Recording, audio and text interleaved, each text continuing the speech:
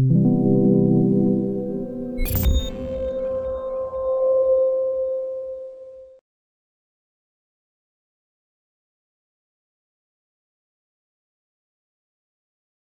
the previous classes, we explored several language models, including two neural models, RNNs and CNNs.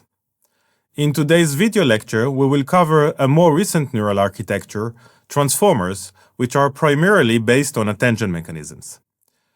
We will first learn about attention mechanisms and then explore how they led to the development of transformer models. Finally, we will discuss how transformers can be used to build language models.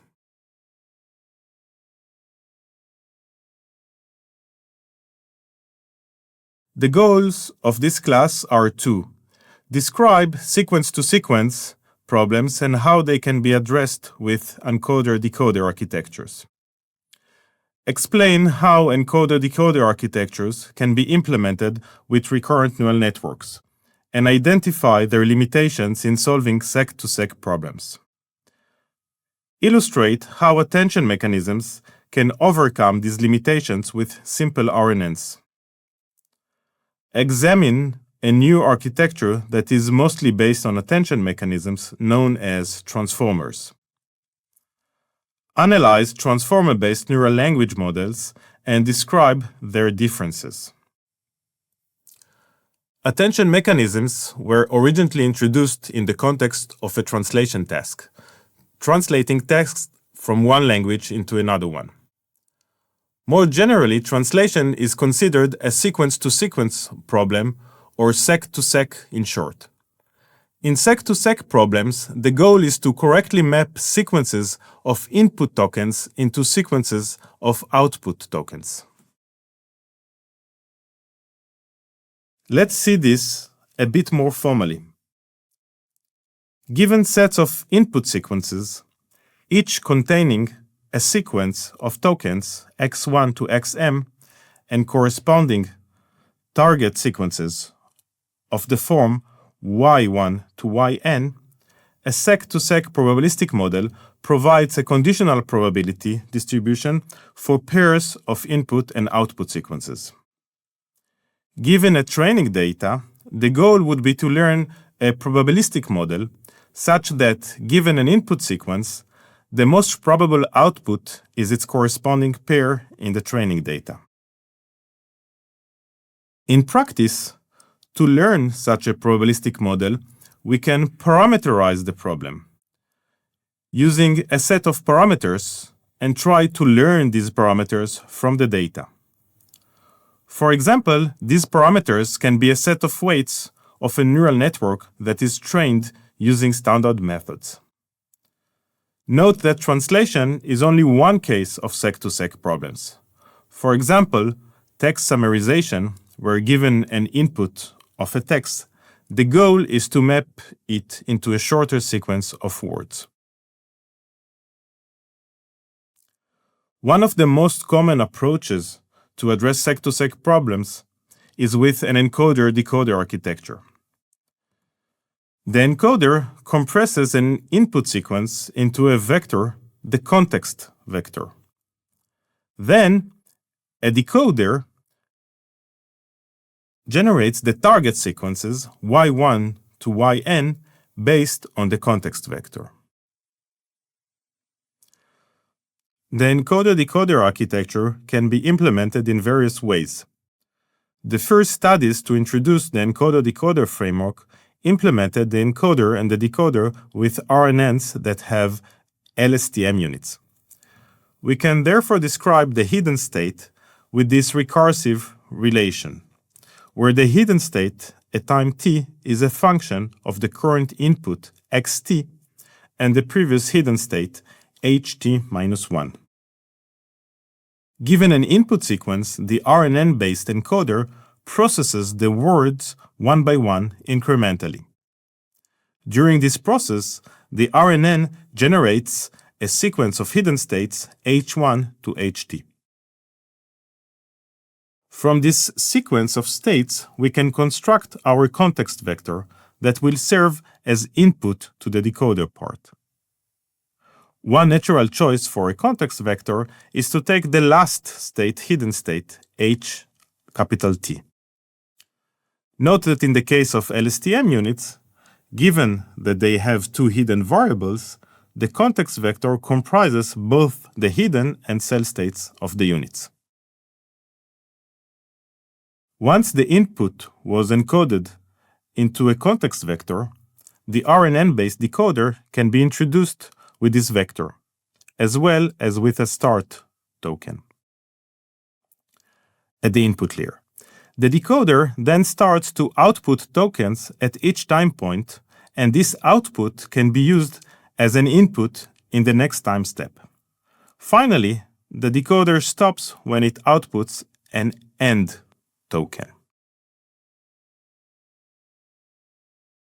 In a seminal paper, Cho et al. Studied translation problems with an encoder-decoder architecture that was implemented with an RNN. One of the important findings in this paper was that the performance of the model is highly sensitive to the length of the sentence. Translation performance, measured here with the blue score, decreased dramatically when the sentence contained several tens of words.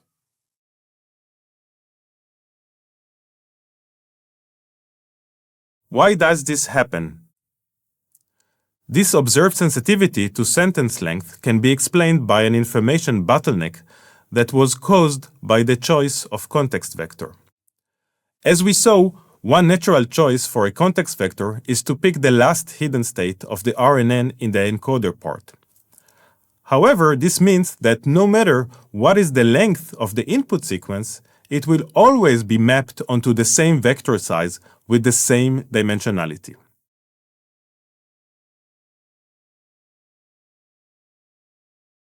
In other words, a variable length input sequence is encoded by a fixed length context vector.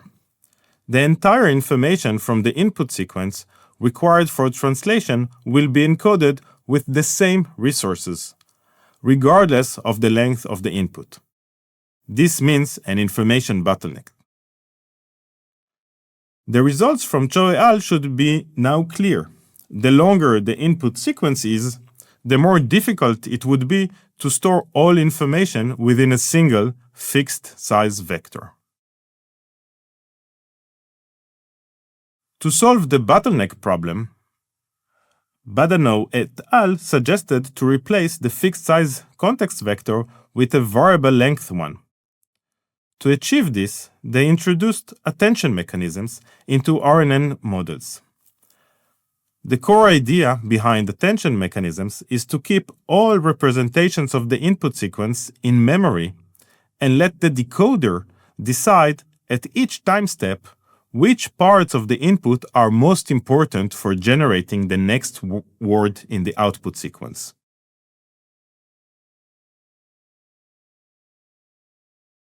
You may ask, how can the decoder knows which part of the input are most important? For this, as often done in machine learning, the solution is to parameterize the problem and learn such attention parameters from the training data. This learning process will be done together with all other parameters of the model. The parameters for the attention mechanisms are called attention weights, since they will weigh the hidden states of the encoder based on their usefulness for generating the next word in the output sequence. Let's see this step by step. Imagine that we are at a given time step, I, during the generation of the output sequence by the decoder. At this time point, to produce the right word at the output, the decoder can access all hidden states of the encoder since they are held in memory, as we mentioned before.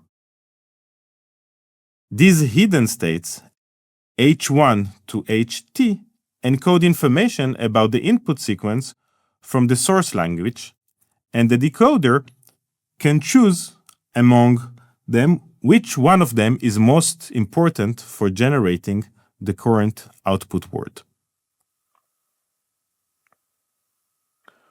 For example, when translating from English to French the sentence "the blue sky," the decoder would need to attend to the first word in the English sentence when generating the first output word. However, when generating the second output word, the decoder would need to attend to the third one, since the order of the noun and adjective is reversed in this case between English and French. More generally, at each time point, the decoder would need to learn how to assign the right weights to the various time points in the input sequence. Formally, at each time step I, we would like to learn a set of T alignment scores, EIJ, between the current time point of the decoder and all time points of the encoder. This alignment score should depend on the representation of the hidden state at the encoder, HJ, and the previous hidden state at the decoder. This alignment score can be parameterized using a feed-forward neural network. The attention weights are then defined from the alignment score by normalizing them with a softmax. Finally, the context vector is defined as the combination of all hidden states of the encoder weighted by the attention weights alpha ij. Note that at each time step of the decoder, the context vector ci can be different, combining different hidden states from the encoder. This can therefore overcome the information bottleneck described before, since the decoder can have access to hidden states far in the past. Using such attention mechanisms, Badanau et al. Showed that, indeed, an RNN with attention mechanisms can perform well also on long sentences. In this figure, the curve for RNN Search 50 refers to an RNN model with attention mechanisms that was trained on sentences with no more than 50 words. It showed that there is no performance deterioration for sentences of length 50 or more. In contrast, the performance of models without attention mechanisms, which are called here RNN ENC, degrades as a function of sentence length.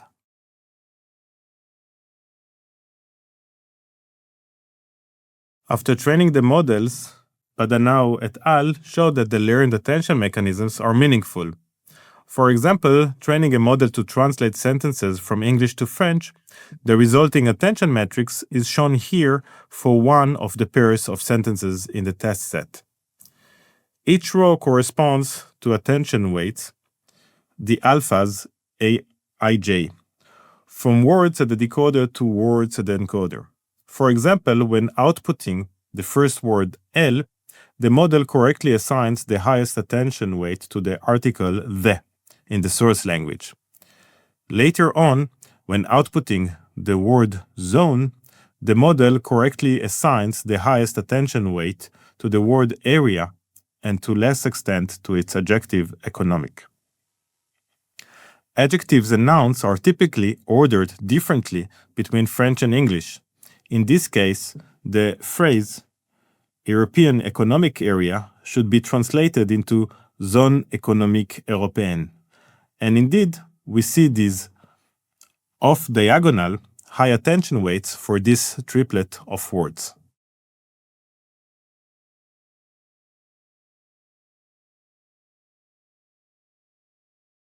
Given the impressive success of adding attention mechanisms to RNNs, a research group in Google tested the following bold idea. What if we remove recurrent weights from the model altogether and rely instead on attention mechanisms only? In a seminal paper, which carried the title Attention is All You Need, Vaswani et al. Presented a new type of neural architecture which they called transformers to solve translation problems. This new architecture does not include any recurrent connections, and instead, it processes linguistic inputs using complex attention mechanisms. The overall framework for addressing translation problems remains an encoder-decoder architecture. However, the encoder and decoder are implemented with a transformer instead of an RNN. Let's see how transformers work step by step.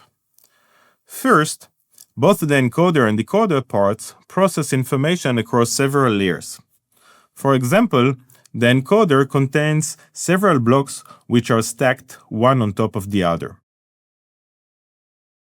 The input to the model from the source language is presented to the first layer of the encoder. Then, information flows across the layers of the encoder up to its last layer. From the last layer of the encoder, information flows into layers of the decoder, which eventually outputs a sequence of words in the target language.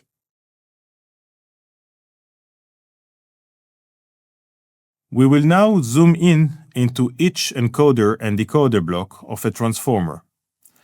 An encoder block contains two subparts, a self-attention layer followed by a feed-forward layer.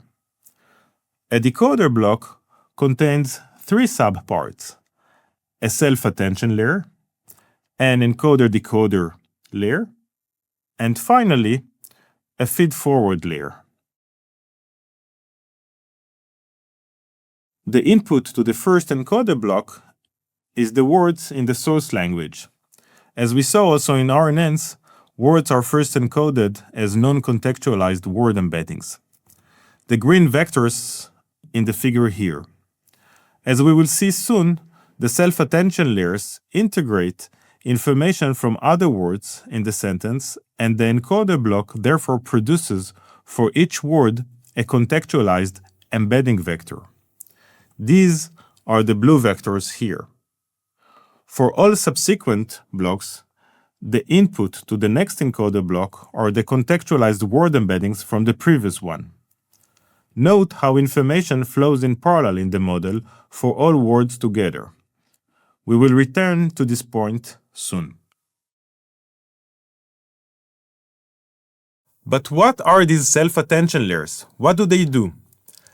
Self-attention allows to encode relevant information from other words in the sentence when generating the embeddings of each of its words. Moreover, self-attention layers replace the role of the recurrent layers in RNNs. As we saw, in RNNs, given an input, the recurrent layer will output at hidden state a contextualized embedding vector at every time step. Using self-attention, encoding blocks provide the same thing, a contextualized embedding vector for each token in the input.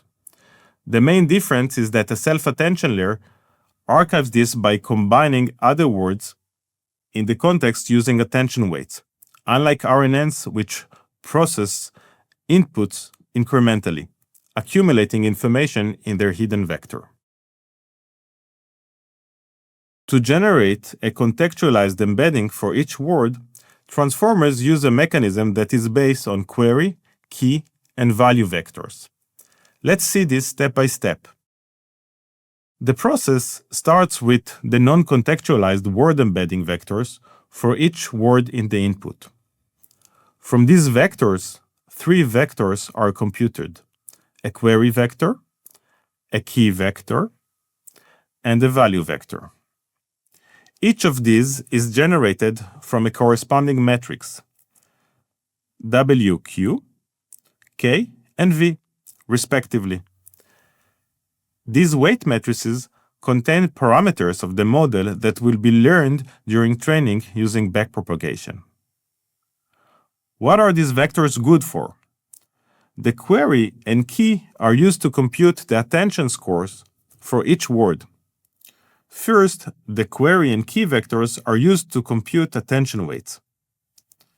We are already familiar with attention weights from the first part of this talk. These attention weights will be used to decide how much information from other words we need to integrate into a contextualized embedding of a given word. For example, here we have a simple sentence with two words, thinking machines. From non-contextualized embeddings of these words, we generate two queries, Q1 and Q2, and two keys, K1 and K2. From these queries and keys, we then compute attention weights by multiplying these vectors. In this example, from the dot product of Q1 and K1, we get 112. and from the dot product of Q1 and K2 we get 96.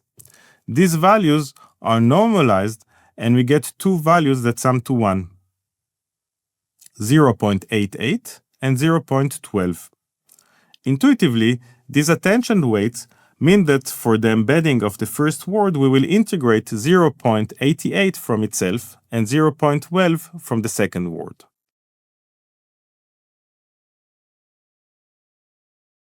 This is where the value vectors enter the procedure. To combine information from different words, we multiply the attention weights 0.88 and 0.12 with the corresponding value vectors. This generates a new vector z1, which contains information from both the first and second word. In this example, it is dominated by information from the first word because the corresponding attention weight was higher, 0.88. The important advantage of transformers over RNNs is that the contextualized embeddings can be generated in parallel for all words in the input. In RNNs, in contrast, this procedure is serial, since we need to compute the hidden states recursively, one after the other.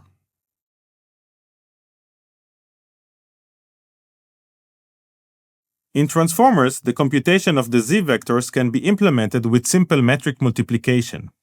First, we can compute the query, key, and value vectors for all words in parallel by simply computing the matrix multiplication between a matrix that contains all non-contextualized embeddings, noted here with capital X, and the weight matrices WQ to WV.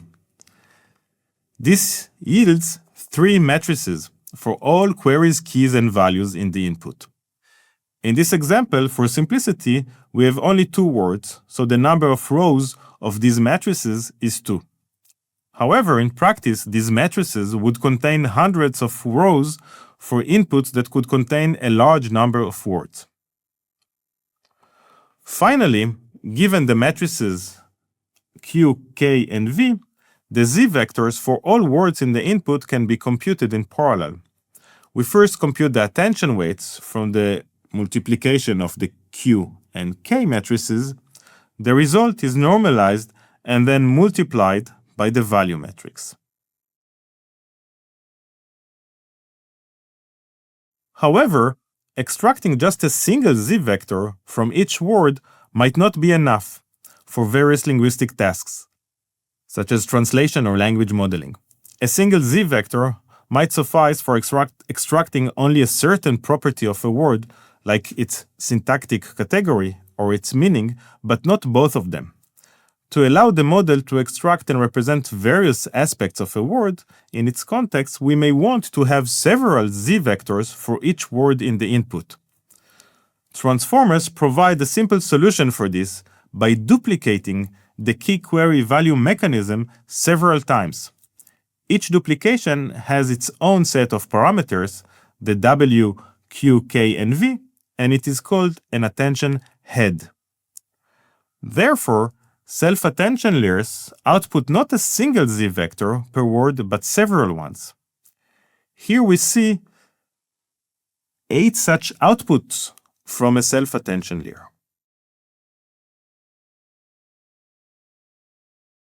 The output from the various attention heads is then integrated into a single matrix by multiplying the concatenation of the attention heads with another weight matrix, W0. To summarize, the first encoder blocks receives the non-contextualized embeddings as a single input matrix. This matrix is processed in parallel by several attention heads. Each attention head multiplies the input matrix by 3 weight matrices to generate the corresponding key, query, and value matrices. Attention weights are computed from the keys and values, and after normalization, multiply the value matrices to give a z-matrix. per attention head. The Z matrices are concatenated and multiplied by the last weight matrix, which generates a joint Z matrix. Finally, the Z matrix enters a feed-forward layer, the second part of the encoder block, from which the contextualized embeddings are generated. This is the R matrix in blue in the figure. The tremendous advantage of transformers comes from the fact that these computations can be parallelized for all words simultaneously. Such matrix computations can be parallelized with hardware such as GPUs. This can reduce the computation time by several orders of magnitude, which allowed to train transformers on unprecedentedly large amount of data. Note, however, that if words are treated in parallel, regardless of their order in the sentence, it means that the embeddings that the encoder block generates would be invariant to permutations of the input words. This is not desired since we know that word order is important in language. In RNNs, the order of the words was preserved, given that words were introduced to the model incrementally, and therefore the corresponding hidden states could encode this order. To break this invariance to permutations of the inputs, transformers introduce information about the position of the words using positional encoding. There are various ways to implement positional encoding, which are beyond the scope of this course. Intuitively, what is important is that we can integrate positional information into the non-contextualized embeddings by combining these vectors with new vectors that encode the order of words. So far, we discussed the encoder part of the model only. The decoder blocks are very similar to encoder blocks, but as we saw, they also have an encoder-decoder attention layer between the self-attention layer and the feed-forward layer. First, the self-attention layer of a decoder block functions very similar to that of an encoder block. The main difference is that in the decoder, we do not want contextualized embeddings, contain information from the future, from words beyond the one that is currently being generated. Therefore, the self-attention weights are masked such that they can weigh only words from the present and the past. Then, the encoder-decoder attention layer functions similarly to self-attention layers. The main difference is that the keys and values are taken from the encoder, and it's only the queries vectors that are taken from the decoder. This allows the decoder to incorporate information from the source language and integrate it with information about how the unfolding sentence in the target language is encoded.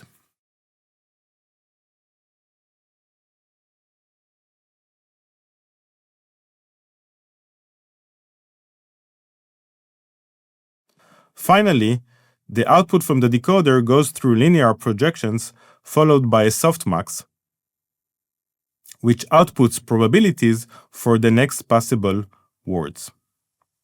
In summary, we saw how attention mechanisms can completely replace recurrent connections to generate contextualized word embeddings that can be used in a translation task. Now, while transformers were originally invented to solve translation tasks, later work showed that we can use transformer architectures also for language modeling. The two main models that were originally suggested are GPT and BERT. The GPT model is based on decoder blocks of transformers, whereas BERT is based on encoder blocks. GPT stands for Generative Pre-trained Transformers, and it was developed by the OpenAI company. It is an autoregressive model, which means that it processes word incrementally, predicting at each time point the next token. The BERT model was developed by a team in Google. Unlike GPT, BERT processes all words in the input both from the future and from the past. It is therefore considered bidirectional, and its name BERT stands for bidirectional encoder representations from transformers. During training, BERT is trained on a masking task. That is, during training, some of the words in the input are masked, and the task of the model is to predict them, filling in the blank, similarly to a closed task. It is therefore called a masked language model, or MLM in short. Originally, BERT was also trained on another task, which is to predict the next sentence, but this task was removed from future versions of the model. Since GPT, unlike BERT, is an autoregressive model, which processes words incrementally, the self-attention layer needs to be masked such that only words in the past are accessible to the model. This is just like the masking of self-attention layers of the decoder blocks of a transformer.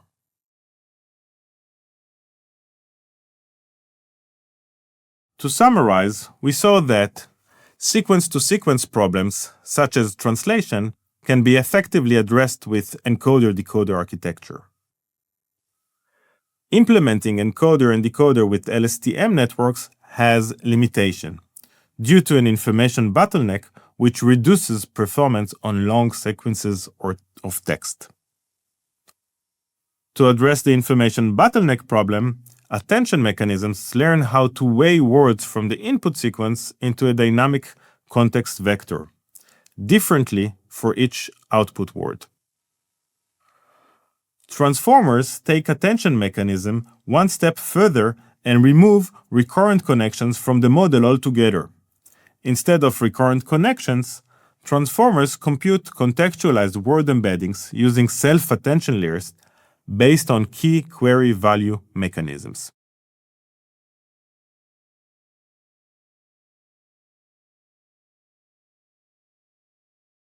Two families of language models can be derived from the original transformer model for translation.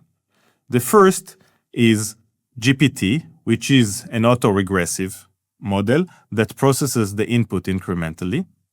The second is BERT, which is bidirectional, and its main task is to predict masked words in the input.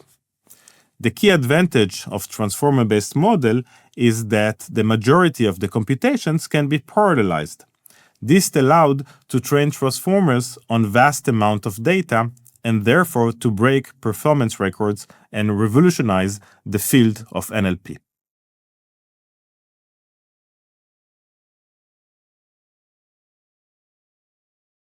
This brings me to the end of this lecture, where I have discussed advantages and limitations of attention mechanisms and transformers in natural language processing. Let's now move to the last video of this section, where we'll explore state space models.